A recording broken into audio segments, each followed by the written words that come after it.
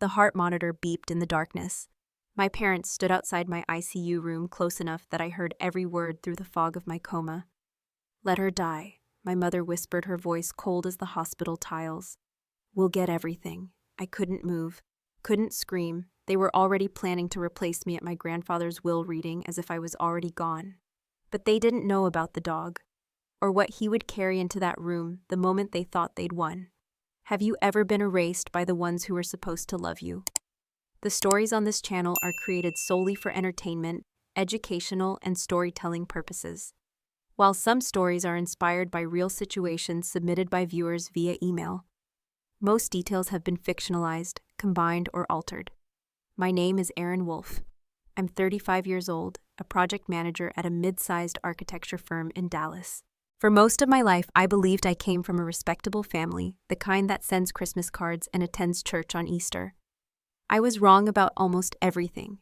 To understand what happened in that hospital room, you need to understand my mother. Patricia Wolf wasn't born cruel. She was made that way one disappointment at a time by a father who never learned how to love her. I remember a story she told me once when I was maybe 10. She had won a piano competition at age 12, first place, a gold trophy she polished for weeks. She rushed home to show my grandfather. He glanced at it, nodded once, and returned to his newspaper. That was all. No hug, no "I'm proud of you," just a nod and silence. My mother spent the next 46 years trying to earn a different reaction. She never got one. Grandfather Harold was not a warm man. He spoke in short sentences and measured his affection like a miser counting coins. I didn't understand why until much later when I learned about the years he'd been absent, the years that broke something in my mother that never healed. But with me, he was different.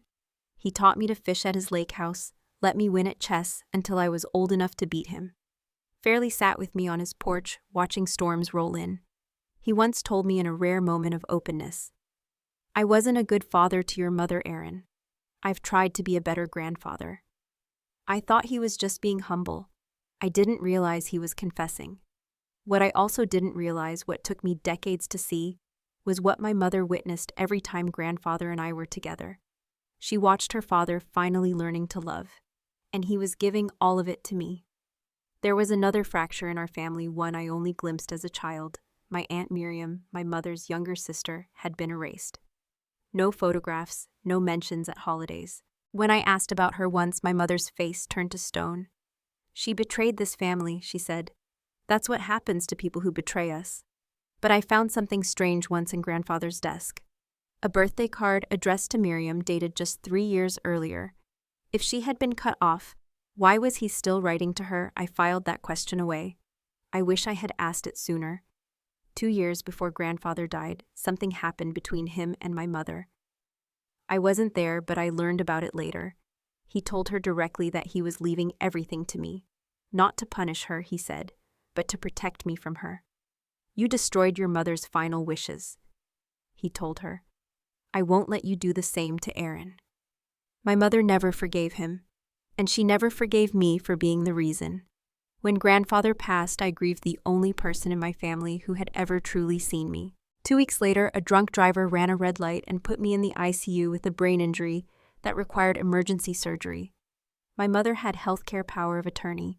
I had signed it 5 years earlier, back when I still trusted her. The doctors told her I had a 70% chance of dying without the operation. She asked for time to think.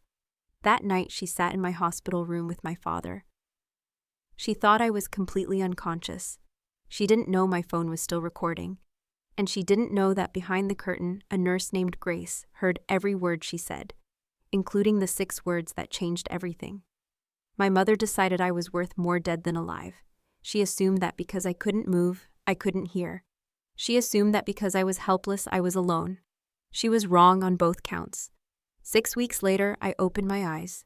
The first thing I saw was my mother's face hovering over me. And in that unguarded moment, before she realized I was conscious, I caught something that told me everything I needed to know. It was a flicker of frustration, quick as a blink, before she rearranged her features into what was supposed to look like relief. She looked at me the way you look at a bill you thought had been paid. For one unguarded moment, my survival was an inconvenience. Then she smiled and said, "Oh, thank God, sweetheart, we were so worried." But I had seen the truth. And in that instant, still groggy from the coma, I made a decision that would change everything. I would play the role she expected, confused, weak, memory gaps. No threat at all.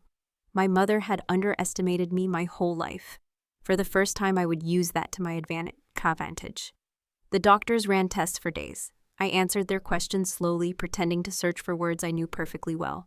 When my parents visited, I let my eyes drift, let sentences trail off, let them believe the brain injury had taken more than it actually had. My mother patted my hand and spoke to me in that syrupy voice people use with children and the very old. She had no idea I was watching her just as carefully as she was watching me. During one of their visits, I heard my parents whispering near the door when they thought I was asleep. My father was nervous, asking about timelines and paperwork. My mother's voice was calm, controlled. She mentioned something about guardianship, about having me declared mentally incompetent. She said the family attorney Collins was handling everything. The will reading had been delayed for my health, she explained, but what she really meant was that they needed time to finish burying me legally, since they had failed to bury me literally. They were going to take away my right to inherit, my right to make my own decisions, my right to exist as anything other than a dependent under their control. I kept my breathing steady, I kept my eyes closed, and I memorized every word. One evening after my parents left, a nurse I had seen before pulled a chair close to my bed. Her name was Grace, and she had kind eyes that had seen too much. She glanced at the door, then spoke quietly. She told me she had been in the room that night, the night my mother decided to let me die. She had been checking my IV when my parents walked in, and she had stepped behind the curtain frozen as she listened to everything. When they left, she checked my phone and discovered it had been recording the whole time. She made a backup. She kept it safe. I asked her why she would do that for a stranger, why she would risk anything for someone she did not know. Grace was quiet for a moment, and then she told me about her own daughter. They had not spoken in 12 years. Grace had worked too much when her daughter was young, always taking extra shifts, always promising she would be there next time. Her daughter grew up angry, and Grace said she had every right to be. But somewhere in those years of silence, Grace learned something important. She learned that family is not about blood or obligation. Family is about showing up. Her daughter did not choose to show up for her, but Grace could choose to show up for others. That was why she was here, she said. Not because anyone was paying her, because she was choosing to be here. That night, lying in that hospital bed, I understood something I had never grasped before. I used to think family was something you were born into, a lottery you could not control. Grace taught me different. Family is not who shares your blood. Family is who shows up when you are bleeding. The next day, a man came to visit me. He wore a chaplain's badge, but I knew immediately he was not there to pray. His name was Thomas Reed, and he was my grandfather's attorney. He sat beside my bed and explained everything in a low, careful voice. 2 years before his death, my grandfather had contacted Reed in secret. He knew Patricia would try something. He had watched her destroy her own mother's final wishes 20 years earlier, and he was determined not to let it happen again.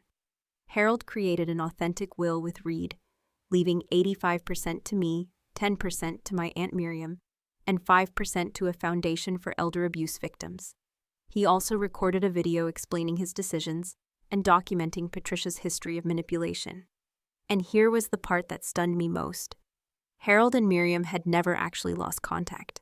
For 20 years, they had been communicating in secret, and Patricia never knew. Miriam had been waiting 2 decades for the chance to stand beside me. Reed had been holding everything, waiting for Patricia to make her move. My accident and Grace's phone call told him the time had come. Reed told me one more thing before he left. My grandfather had left specific instructions that if anything ever happened to me, Reed was to make sure I received Scout grandfather's old dog. Patricia had wanted to put Scout down after Harold died. She called him old and useless, but Harold made Reed promise to protect him. A few days later, I was secretly transferred to a rehabilitation facility that Miriam had arranged. My parents did not know the exact location. They were told I needed specialized care. When Miriam brought Scout to visit me, he was grayer than I remembered, moving slower, but his tail still wagged when he saw me. I held him close and noticed something in his old collar, a tiny piece of paper, weathered but legible. It was my grandfather's handwriting. It said, "Find Thomas Reed. He has everything you need. I am sorry I could not protect you in person." Even in death, my grandfather was still trying to save me. Over the next 3 months, I recovered in secret. Grace resigned from the hospital and came to help with my care. Miriam visited often, and slowly I came to know the aunt who had been erased from my childhood. I watched my grandfather's video, and I wept at the sound of his voice, at the love and the sorrow in his words. I reviewed the authentic will.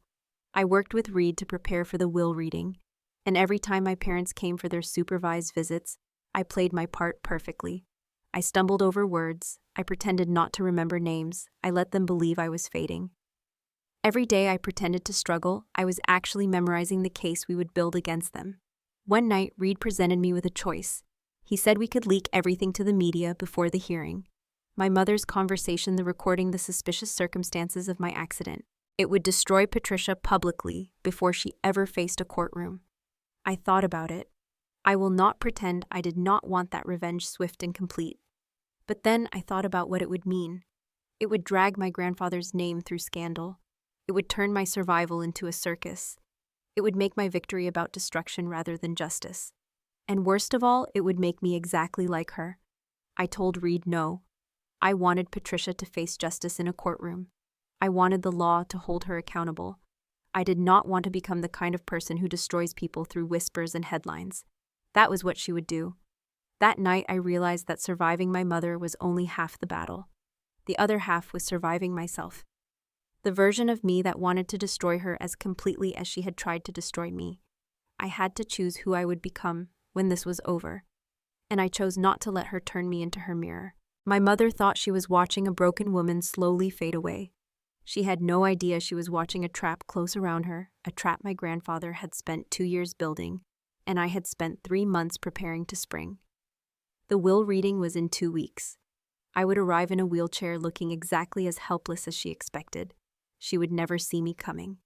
The day of the will reading arrived on a gray Tuesday morning. Collins had scheduled it at his office downtown, a wood-paneled conference room designed to make wealthy families feel important, while their legacies were divided up on paper. I arrived in my wheelchair, pushed by an aide Miriam had arranged. I kept my head slightly bowed, my eyes unfocused, my hands folded loosely in my lap. The picture of a woman who did not fully understand what was happening around her.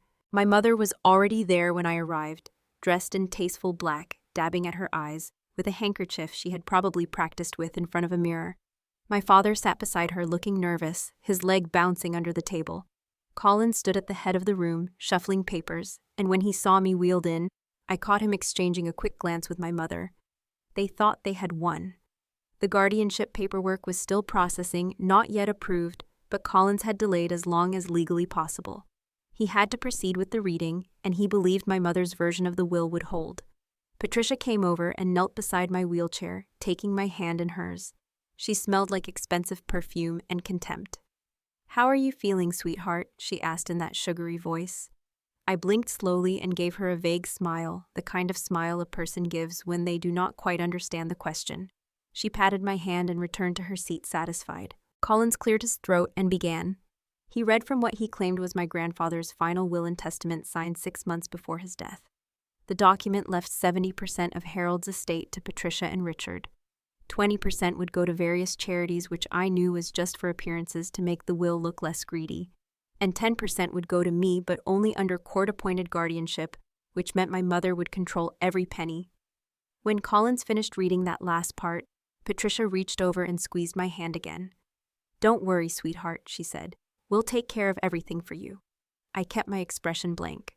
I did not trust myself to speak. Collins was preparing to finalize the proceedings, asking if there were any questions when the conference room door opened. I did not turn around, but I watched my mother's face, and what I saw there was worth every moment of the past 4 months. Her expression shifted from confusion to recognition to something close to terror, all in the span of 3 seconds. Thomas Reed walked in first, carrying a leather briefcase. Behind him came Aunt Miriam, the sister my mother thought she had erased from existence 20 years ago. And behind Miriam came Grace, the nurse my mother never knew existed, holding her phone like a weapon. Reed spoke calmly, but his voice carried the weight of 2 years of preparation. He introduced himself as the attorney Harold Wolf had retained in 2022, 2 years before his death, specifically because Harold had anticipated this exact scenario. He said he had Harold's authenticated last will and testament created when Harold was of sound mind, along with video testimony explaining his decisions. My mother's face went white. She stood up so fast her chair scraped against the floor. "This is a Dad," she said. "Father never contacted any other attorney. This is a forgery. She must have manipulated him when he was sick." Reed did not flinch. "He did contact me, Mrs. Wolfe, and he predicted you would say exactly that." Reed opened his briefcase and laid out the documents one by one. The authentic will signed 24 months before Harold's death. Medical certification confirming Harold's mental competency at the time of signing. Comparative medical records showing Harold's cognitive decline during the period when he supposedly signed my mother's version. The authentic will left 85% to me, 10% to Miriam, and 5% to a foundation for victims of elder abuse. Reed read one clause aloud that made my mother sink back into her chair. It stated that if Patricia or Richard attempted to contest the will, they would be automatically disqualified from any inheritance, and Reed was authorized to release to authorities all documentation regarding Patricia's prior manipulation of my grandmother Eleanor's estate, as well as evidence of her pattern of financial exploitation. My mother had destroyed her own mother's final wishes 20 years ago. My grandfather had known. He had been waiting. Reed set up a laptop on the conference table. "Mr. Wolfe also left video testimony," he said. The screen flickered to life, and there was my grandfather. He looked frail but clear-eyed, his voice steady. He spoke directly to the camera, and even though I had watched this video before hearing it in this room with my mother present, made it feel completely different. He said he knew that if Patricia was watching this, she had done exactly what he feared she would. He said he was not angry, he was heartbroken. Then he said something I had not fully understood until that moment. He admitted that he had failed her. He did not know how to be a father when she needed one. He sent her away when she was 12 because he was too focused on saving his company to save his daughter. He came back expecting everything to be normal. It was not, and he did not know how to fix it. But then his voice hardened. He said that his failure did not excuse what she became. She destroyed her mother's final wishes. She exiled her sister for trying to stop her, and now she was trying to destroy the only person who ever loved him without wanting anything in return. He said he was leaving his estate to me not because I earned it, but because he knew what Patricia would do with it. She would use it to hurt people just as she had always done. And then he looked straight into the camera and said he knew about the insurance policy. He knew about the questions surrounding my accident. He had documented everything. If anything happened to me, Reed had instructions to deliver all of it to the authorities. The video ended. The room was silent. Then Grace stepped forward, holding up her phone. "There's one more thing," she said. She pressed play, and my mother's voice filled the room. The recording from my hospital room. Every word preserved. "Let her die. We'll finally get what we deserve." My father crumbled first. He turned to my mother with a look of horror and confusion. "Patricia, you told me she would recover. You said we were just protecting the family." My mother's voice came out sharp as a blade. "Shut up, Richard!" Throughout all of this, I had not moved. I sat in my wheelchair with my head bowed, exactly as helpless as they expected me to be. But now slowly, I gripped the armrests. I pushed myself up. I stood, without assistance, without trembling, strong. I looked directly at my mother for the first time in 4 months without pretending to be someone I was not. I told her I remembered everything, every word, every plan, every night she sat in my hospital room hoping I would stop breathing. I told her I heard her choose money over her daughter's life. I heard her blame me for receiving the love she could not earn. And I told her I decided something in that hospital bed. I decided I would survive, not to punish her, but to prove that her kind of poison does not have to be inherited. The room was silent except for the sound of my mother's breathing, shallow and rapid, the breath of someone who had controlled every variable for decades and had just discovered she had never been in control at all. For the first time in my life, my mother looked at me and saw someone she did not recognize. Not a victim, not a burden, not the unwanted daughter who had somehow stolen her father's love. She saw someone who had survived her, and that terrified her more than prison ever would. What happened after that moment in the conference room moved faster than I expected. Collins was immediately suspended from practicing law pending investigation. My parents were detained for questioning before they even left the building. The insurance policy I had unknowingly signed triggered a fraud investigation, and the circumstances of my accident were reopened. Prosecutors started looking into the drunk driver who hit me specifically, who had paid his bail and hired his expensive lawyer. Someone with resources had helped him avoid consequences, and now investigators wanted to know who. The evidence against my mother was overwhelming. The phone recording was admissible because I had been present in the room even if unconscious. Medical records proved my grandfather's cognitive state at both will signings, showing clearly that he was lucid when he signed the authentic will with Reed, and significantly impaired when he signed my mother's version. Documentation showed the coerced signature, and there was the insurance policy taken out on my life 8 months before the accident with my mother as the sole beneficiary. I had signed those papers without reading them carefully, trusting her when she said it was routine family financial planning. That trust had almost killed me. A few days after the will reading, Miriam sat me down and told me the full story, the story that had been hidden for 20 years. She said this was not the first time Patricia had done something like this. 20 years ago, their mother Eleanor was dying. Eleanor had always been closer to Miriam, and Patricia could not bear it. In their mother's final weeks, when she was barely conscious from pain medication, Patricia convinced her to change her will. Miriam tried to stop it. She confronted Patricia, threatened to tell Harold, threatened to get lawyers involved. Patricia responded by telling everyone that Miriam was the one trying to steal from a dying woman. She turned the whole family against her younger sister. Harold knew the truth, Miriam said, but he had no proof. He was devastated that he could not protect his wife's final wishes. A year later, he reached out to Miriam in secret. They had been in contact ever since meeting, quietly talking on the phone when Patricia was not around. He swore he would never let Patricia do this again. That was why he protected me, Miriam explained. I was his chance to finally stop her. I was his redemption. The legal proceedings took about 2 months. My mother faced multiple charges: elder financial exploitation, a first-degree felony; forgery of a legal document; inheritance fraud exceeding $300,000. The insurance fraud investigation was ongoing and could add more charges later. The judge sentenced her to 8 years in federal prison, eligible for parole after 5 years with good behavior. My father's charges were lesser: accessory to fraud, conspiracy. His full cooperation as a witness against my mother significantly reduced his sentence. He received 3 years of probation and 200 hours of community service. Collins, the family attorney who had helped orchestrate everything, was disbarred permanently and sentenced to 3 years in prison for conspiracy and obstruction of justice. The investigation into my accident remained open. Prosecutors said they lacked sufficient evidence to charge my mother with attempted murder, but she remained a person of interest. If new evidence emerged, additional charges could extend her sentence by decades. The night of my mother's sentencing, I sat alone in my apartment with Scout sleeping at my feet. I expected to feel joy, relief, triumph. I felt nothing. Miriam called to congratulate me. "How do you feel?" she asked. "You won." I could not answer her. I had spent months dreaming of this moment.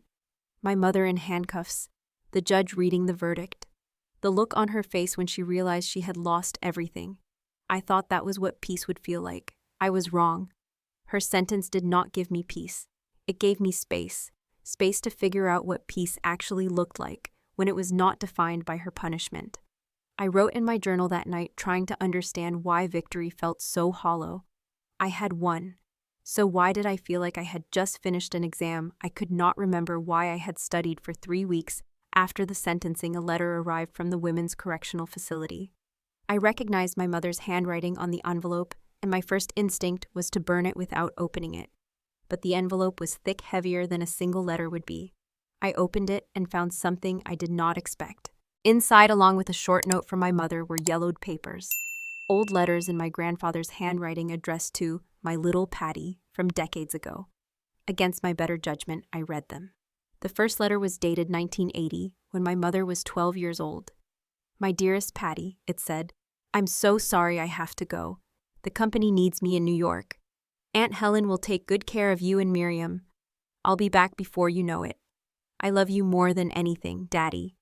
The second letter was from 1981. "I know you're angry that I missed your birthday. I'll make it up to you, I promise. Just a few more months." The third was from 1982. "I'm sorry I couldn't come for Christmas. Things here are complicated. I'm trying, Patty. I really am. After that, the letters stopped. No explanation, just silence. I did some research. My grandfather's company had nearly collapsed in 1983. He spent 5 years fighting to save it. During that time, he sent his daughters to live with relatives. My mother was 12 to 17 during those years. Miriam was 8 to 13. When Harold finally brought them home, he was a different man, closed off, unable to reconnect. Miriam, younger and more adaptable, eventually forgave him. My mother never did. My mother's note was brief and sharp, written to wound. "You think you know who your grandfather was," she wrote. "You don't. He abandoned me when I was 12, sent me away like I was luggage. For 5 years I waited for him to come back. He never even called. Then he finally brought us home and acted like nothing had happened. Like I was supposed to just forget. Like I hadn't spent my entire adolescence wondering why my father didn't want me. And then you came along. And suddenly he had all this love he'd been hiding for decades. He learned how to be a grandfather because he felt guilty about failing as a father. You weren't special, Aaron. You were his redemption project. His way of pretending he hadn't destroyed me first. I hope knowing that gives you as much peace as it gave me." I sat with those letters for hours. The grandfather I had idealized, the only person I believed had truly loved me, was also the man who had broken my mother. His love for me was not pure. It was compensation, guilt, an attempt to do over what he had failed with Patricia. Was I ever really loved for who I was, or was I just convenient? A second chance for a man who could not face his first failure. My whole life I thought I was the hero of the story, and my mother was the villain. What if we were both just casualties of a man who loved us, the only way he knew how, imperfectly, incompletely, and far too late? For weeks I could barely function. The victory felt meaningless. The inheritance felt tainted. Everything I thought I knew felt like a lie. My mother wanted to destroy me one more time, and from a prison cell she nearly succeeded. Not with violence, not with lawyers, with the truth. The truth that my grandfather was not the saint I had made him. The truth that his love for me grew from the ashes of his failure with her. I had won the legal battle, but I was about to face a much harder fight. The battle to make peace with a truth that had no winners. 4 months passed before I could face those letters again. 4 months of sleepless nights and questions with no good answers. Finally, I brought them to Miriam. I spread the yellowed papers across her kitchen table and asked the question that had been eating me alive. Was it true what Mother said about grandfather? Miriam did not deny any of it. She told me our grandfather was not a saint. He made terrible mistakes with my mother and with her, too. He sent them away during the most formative years of their lives. Miriam was 8. Patricia was 12. She asked me if I understood what that does to a 12-year-old girl, to be sent away by the father she idolized. When he finally brought them home, he did not know how to be a father anymore. Patricia was a stranger to him, and he was a stranger to her. She spent the rest of her life trying to earn back something that had been lost forever. I asked Miriam directly. So she was right, I was just his guilt project. Miriam shook her head. His love for me was real, she said, but so was his guilt. Both things could be true. People are not simple. Our grandfather failed Patricia terribly, and he genuinely loved me. That did not make his love fake. It made it human. Then Miriam said something that changed everything. She reminded me that Patricia was wounded by Harold, but so was she. They experienced the same abandonment. Miriam chose to forgive. Patricia chose to let the wound define her entire life. The people who hurt you were hurt first, Miriam said. That is almost always true. But understanding their pain does not mean accepting their behavior. Patricia chose what to do with her wound. She chose to pass it on instead of healing it. That was her choice, not Harold's, not Miriam's, not mine. That night I understood something profound. Explanation is not excuse. Everyone who hurts you has a story. Understanding that story is wisdom. Using it to justify their actions is enabling. I could see my mother's wound clearly, without letting it become my excuse to accept her abuse. I wrote my mother one letter. It would be my only communication with her. I told her she wanted to destroy me with those old letters, that she wanted me to doubt everything about grandfather's love, my own worth, the meaning of everything I survived. I told her it worked for a while, but then I told her something she would never understand. I can hold 2 truths at once now. I understand that grandfather hurt her. I understand that she spent her whole life hungry for love that did not come. I understand that his affection for me must have felt like a knife every time she saw it. I understand her completely, and I do not forgive her. Understanding someone does not mean you have to let them back into your life. It means you see them clearly. I see her now, the wound and the weapon, the victim and the villain, the little girl who waited 5 years for her father and the woman who decided to make everyone else pay for his absence. I can hold compassion for the child she was, and I can refuse to accept the adult she became. I told her this was the last time I would write. I was closing the door not because I hated her, but because keeping it open would only serve her need for attention, not my need for peace. I sent the letter, then I blocked all future correspondence from the prison. I wrote one more letter, this one to my grandfather. He would never read it, but I needed to write it. I told him I knew who he was now. Not the saint I made him into, not the villain my mother wanted me to see, just a man who did not know how to be a father, who ran away from his family when things got hard, who came back too late and could not figure out how to reconnect. I told him he failed my mother, he failed Miriam, and in some ways he failed me too because he let me believe he was perfect, and that made the truth hurt more than it had to.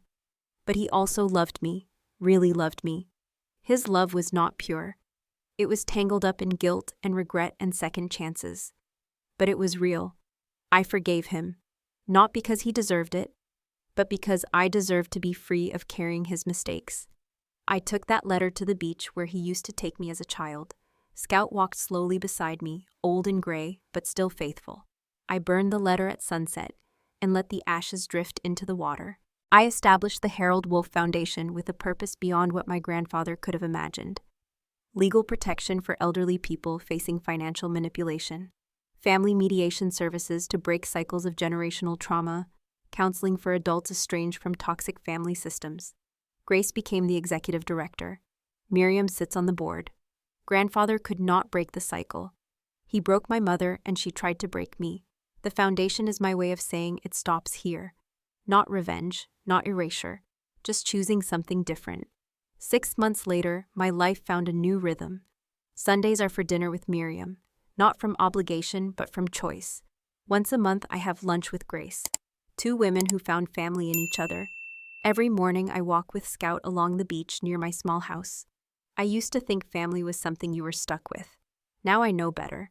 Family is Miriam, who waited 20 years to be my aunt. Family is Grace, who chose to be a witness when she could have looked away. Blood made me a wolf. Choice made me whole. My father has sent 3 letters from his supervised release. They sit in a drawer unopened. Maybe someday I will read them. Maybe I will find a father finally trying to explain. Or maybe I will just find more excuses. I do not need to decide today. That is what freedom feels like. Tonight I sit on my porch watching the sunset. Scout sleeps at my feet. I hold an old photograph of myself at 10, and Harold at 70, both of us laughing at something I cannot remember. I think about my mother serving year 2 of 8 in a federal facility. I think about my father checking in with his probation officer. I think about my grandfather, his ashes scattered at the same beach. None of them got it right, and neither did I. I spent months planning revenge and called it justice. I spent years believing I was the only victim in a house full of them. But I am still here, still choosing, still learning. My mother wanted me dead so she could have everything. But everything was never about money. It was about love. The love she never got, the love she could not give, the love she tried to steal, because she did not know any other way. I understand her now, and I have chosen to close that door forever, not because I hate her, because staying connected to her pain was poisoning my peace. My grandfather was not a saint. He was a flawed man who learned too late how to love, but he loved me imperfectly, incompletely, wrapped in guilt, and it was still real. I have forgiven him, not because he earned it, because I refuse to carry his failures into my future. I am not what they made me. I am not the invisible daughter. I am not the inconvenient survivor. I am Aaron Wolf, and I am finally completely free. I did not survive to get revenge. I survived to prove that cycles can be broken, that wounds do not have to be inherited, that you can be failed by everyone who was supposed to love you and still learn how to love well. That is the only victory that matters. And it was always mine. If this story touched something in you, I hope you will carry one truth with you today. The people who hurt us were often hurt first. Understanding that is wisdom, but understanding does not mean you owe them forgiveness, and it certainly does not mean you owe them access to your life. You can see someone clearly hold compassion for their wounds and still choose to walk away. That is not cruelty. That is self-respect. Family is not always the people who share your blood. Sometimes family is the stranger who shows up when everyone else looks away. Sometimes family is the aunt who waited 20 years to stand beside you. Sometimes family is the choice you make every single day to surround yourself with people who choose you back. If you are trapped in a cycle of pain that someone else started, know this. You have the power to end it. Not through revenge, not through hatred, but through the simple, difficult decision to become something different than what was done to you. That is the only victory that truly matters. Thank you for listening to this story. If it moved you, please subscribe to our channel and leave a comment below. Tell me, have you ever had to choose between understanding someone and protecting yourself? I would love to hear your story.